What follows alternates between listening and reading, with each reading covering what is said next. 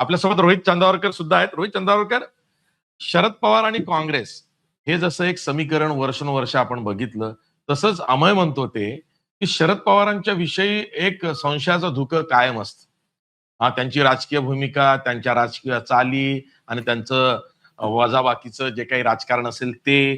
त्यातून अशा परिस्थितीमध्ये शरद पवारांवर ही वेळ आली, की ते एकटे पडले आहेत की काय?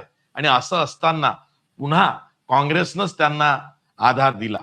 म्हणजे मी हे म्हणेल, की महाराष्ट्रातल्या ऑपोझिशन बेंचची ती गरज होती, की महाविकास आघाडी त्यानिमित्तानं फुटू नये. शरद पवारांना जायचं आहे, तर निदान आम्ही सगळे एक आहोत हे चित्र तरी दाखवत. तरी सुद्धा काँग्रेस आणि पवार यातून असा मेसेज जातोय का, की दोन्ही राष्ट्रवादी काँग्रेसचं विलिनीकरण हा मुद्दा आता पूर्णपणे बारगळला आहे आणि आता शरद पवार आणि त्यांचा पक्ष हा काँग्रेस बरोबरच इंडिया अलायन्स मध्येच राहील?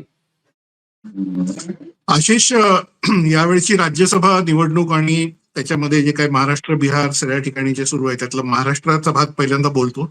दोन्ही राज्यांची कंपॅरिझन थोडी आपण नंतर करू, पण महाराष्ट्राचा भाग तुम्ही जो प्रश्न विचारलाय त्या निमित्ताने आधी बोलतो. त्याच्यामध्ये लक्षात आपण घेतलं पाहिजे आपण तिघांनी की आणि प्रेक्षकांनी की ही निवडणूक अगदी 1 महिना होऊन गेला असला तरी सुद्धा महाराष्ट्राचे एक मोठे नेते आणि गेली 30 वर्ष विधानसभेत ऍक्टिव्ह असलेले, महाराष्ट्राची 12 बजेट्स मांडलेले वगैरे अजित पवार यांच्या अचानक अकस्मात झालेल्या निधनाच्या छायेमध्ये होत आहे.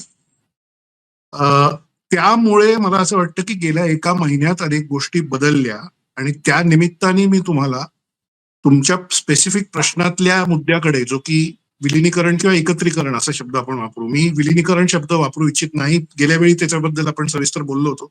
दोन्ही पक्षांनी एकत्र काम करणे, एकत्रीकरण असं हे 2 गट राष्ट्रवादीचे म्हणत आलेत ऑन रेकॉर्ड. त्यामुळे आपणही एकत्रीकरण हा शब्द वापरू. तर तुम्हाला मी खात्रीलायक सांगतो की जर अजितदादा आता असते तर 12 फेब्रुवारीला साधारण 25 दिवसापूर्वी ही घोषणा होणार होती की राष्ट्रवादीचे दोन्ही पक्ष एकत्र येणार आहेत आणि एकत्र काम दोन्ही इथल्या विधानसभेमध्ये आणि दिल्लीच्या लोकसभेत करणार आहेत आणि केंद्रामध्ये सुप्रिया सुळे आणि महाराष्ट्रामध्ये जयंत पाटील आणि रोहित पवार यांचा मंत्रिमंडळात समावेश होणार होता. ही काळ्या दगडावरची रेघ आहे, तुम्ही माझ्याकडनं घ्या. I am just giving you the something that has come from horses mouth. त्याच्यात काही वादच नाही. या परिस्थितीत काय झालं असतं? या परिस्थितीत असं होणार होतं की शरद पवार हे त्यांची 5 एप्रिलला संपणारी राज्यसभेची जी टर्म आहे ती संपल्यानंतर सक्रिय राजकारण आपण सोडत आहोत असं जाहीर करणार होते आणि केवळ मार्गदर्शक भूमिकेत राहणार होते. त्यामुळे अख्खा एकत्रित आलेला राष्ट्रवादी काँग्रेस पक्ष जो आहे तो भाजप बरोबर जाऊन बसला सत्तेमध्ये. याचा एक ब्लेम म्हणतात किंवा त्याचा एक त्याचा डाग असं आपण म्हणू, तो आपल्यावर नको अशी शरद पवारांची भावना होती किंवा तसं त्यांचं प्लॅनिंग होतं. 22 साली आम्ही उल्लेख केला, त्यांनी त्या यशवंतराव चव्हाण केंद्रामध्ये जाहीर केलं की मी राजकारणात निवृत्त होतोय वगैरे. कारण मी राष्ट्रवादीतल्या लोकांशी जे बोललोय किंवा भाजपमधल्या लोकांशी जे बोललोय त्याचा रेफरन्स देऊन सांगतो की त्याच वेळी असं चाललं होतं की शरद पवार साहेबांनी ऍक्टिव्ह सगळं सोडावं आणि अजित पवारांनी आणि सगळ्यांनी प्रफुल्ल पटेल यांच्या नेतृत्वाखाली, अजित पवार यांच्या नेतृत्वाखाली मुख्यतः संपूर्ण राष्ट्रवादीची एकत्रित होती त्यावेळी, त्यांनी पूर्ण एनडीएचा भाग बनावं केंद्रात आणि महाराष्ट्रात. हे प्लॅनिंग अशामुळे बिघडलं की तिथे काही जणांनी येऊन म्हणजे ठिय्या आंदोलन केल्यासारखं केलं. 8-10 तास तिकडे ते बसून राहिले सगळे आणि तिथे खूप विरोध झाला की तुम्ही साहेब रिटायर होऊ नका वगैरे. ते सगळा इतिहास आपल्याला माहिती आहे, तो जाऊ द्या. तर त्यामुळे तसं ते होत गेलेलं आहे.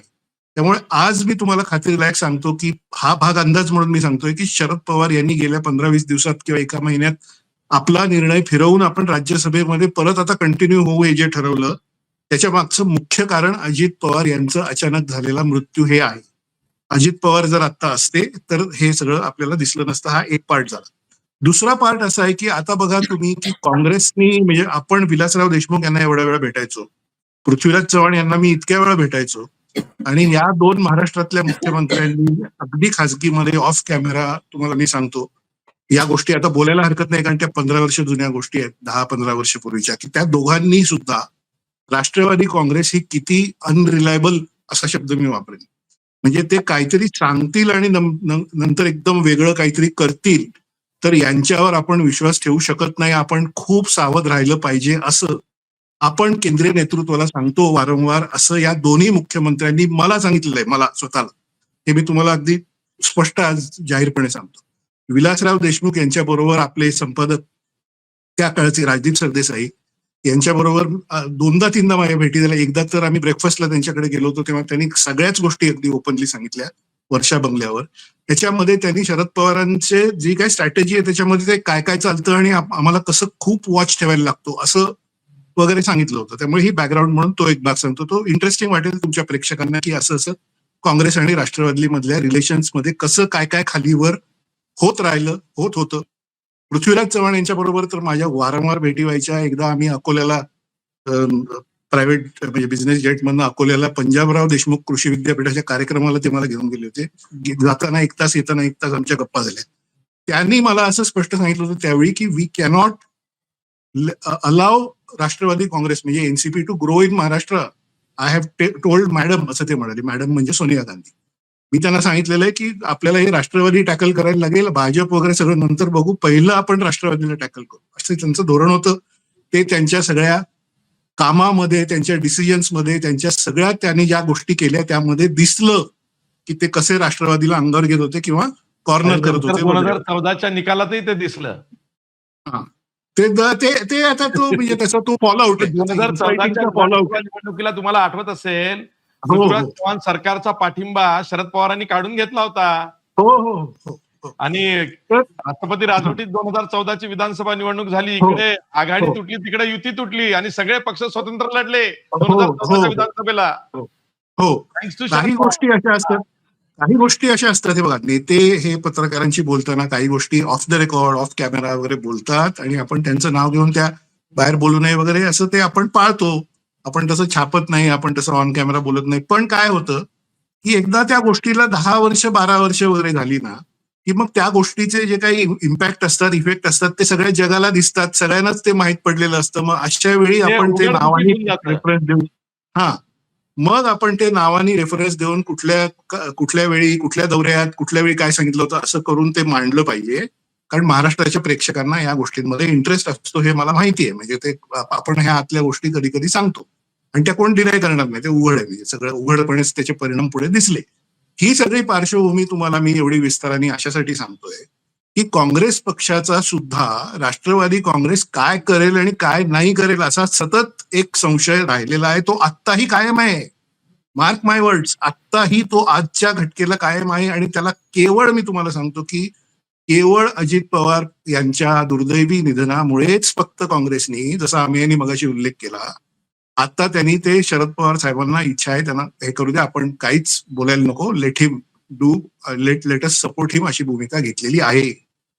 क्लिअर आहे की हे सगळं जे घडतंय, ही सगळी इलेक्शनची बिनविरोध आणि हे सगळं जे होतंय ते अजित पवार यांच्या निधनाच्या छायेत होत आहे. त्याच्यामुळे त्याचे सगळे रेफरन्स बदलले, त्याच्यातली सगळी डिसिजन सगळ्यांची बदलली, Yes. बघण्याचा अप्रोच बदलला वगैरे वगैरे. शेवटची गोष्ट, तुमच्या प्रोग्रामचं ओव्हरऑल मला वाटतं काय थंबनेल किंवा विषय असा आहे की बिहारमध्ये पण असंच होतंय, नितीश कुमार बघा काय, महाराष्ट्र बघा त्यावरती वगैरे. येतोय. मला तो एक वेगळा पॉइंट प्रश्न सांगतो, घेऊन यायचंच आहे तुमच्याकडे. पॉइंट सांगतो. हा. एका म्हणजे एक 40 सेकंदात संपवलं. हं. लक्षात हे घ्यायला पाहिजे की बिहार आणि महाराष्ट्र या दोन्ही राज्यांमध्ये खूप गोष्टी पॅरलल आहेत. त्याच्यामध्ये जयप्रकाश नारायण यांची बिहारमध्ये त्यांनी चालवलेली सोशलिस्ट अशा विचारांची चळवळ, त्याच्यातून आलेले लालू प्रसाद यादव, नितीश कुमार वगैरे यांच्यासारख्या नेत्यांना मिळालेलं प्रचंड पाठबळ, त्यांची सगळी व्होट बँक वगैरे वगैरे यामुळे. आणि महाराष्ट्रामध्ये आपण नेहमी म्हणतो की शाहू फुले आंबेडकरांच्या सगळ्या राजकीय आणि सामाजिक विचार सरणीचा सगळा इम्पॅक्ट वगैरे यामुळे बिहार राज्य आणि महाराष्ट्र या राज्यामध्ये हिंदुत्ववादी आणि हिंदुत्ववादावर चालणाऱ्या भारतीय जनता पक्षाला एकट्याच्या जीवावर सत्ता मिळणं फार कठीण आतापर्यंत राहिलेलं आहे. त्यांना सतत इथे पार्टनर्स घेऊनच सत्तेत राहावं लागलेलं आहे. आणि त्याचा परिणाम असा आहे की ते बिहार आणि महाराष्ट्राचं हे पॅरलल सगळं सुरू आहे. आणि त्याच्यामध्ये तिकडे नितीश कुमार आणि आपल्या इथे शरद पवार साहेब, म्हणजे त्या लेव्हलचे, त्या वयाचे, तितका मास बेस असलेले वगैरे नेते, यांच्यावर आता एक आयरॉनिकली आपण म्हणू, योगायोग म्हणून म्हणू की आता सिमिलर परिस्थिती आलेली दिसते. हा काय एक म्हणजे काव्यात्मक कसं हे, म्हणजे एखाद्या नाटकात किंवा कादंबरीत किंवा चित्रपटात वाटावं तसा तो एक असा पॅरलल असा खेळ आहे. की या दोन्ही नेत्यांवर एकाच वेळी परत राज्यसभेत जाणं, तेही सगळ्यांची आपल्याला सहमती आहे आणि आपण बिनविरोध वगैरे अशा याच्यात करून ते राज्यसभेत जात आहेत. लास्ट लाईन त्यातली अशी आहे की हे दोघे राज्यसभेत जरी गेले आणि शरद पवारांनी फर्मली आपण महाविकास आघाडीचे उमेदवार म्हणून जात आहोत असं जरी केलं, तरी माझा अंदाज असा आहे की महाराष्ट्रामध्ये अप्रत्यक्षरित्या शरद पवारांच्या पक्षातील माणसे आणि बिहारमध्ये तर उघडपणे नितीश कुमार यांच्या पक्षातील माणसे ही एनडीएला सपोर्टिव्ह अशा पद्धतीचे अधूनमधून निर्णय किंवा ऍक्शन हे होत राहणार. त्याच्यामध्ये काही म्हणजे काँग्रेस पक्षाला जर संशय असेल तर तो संशय रास्त आहे असं मी म्हणेन आणि थांबेन एवढ्या याच्यावर. आशिष.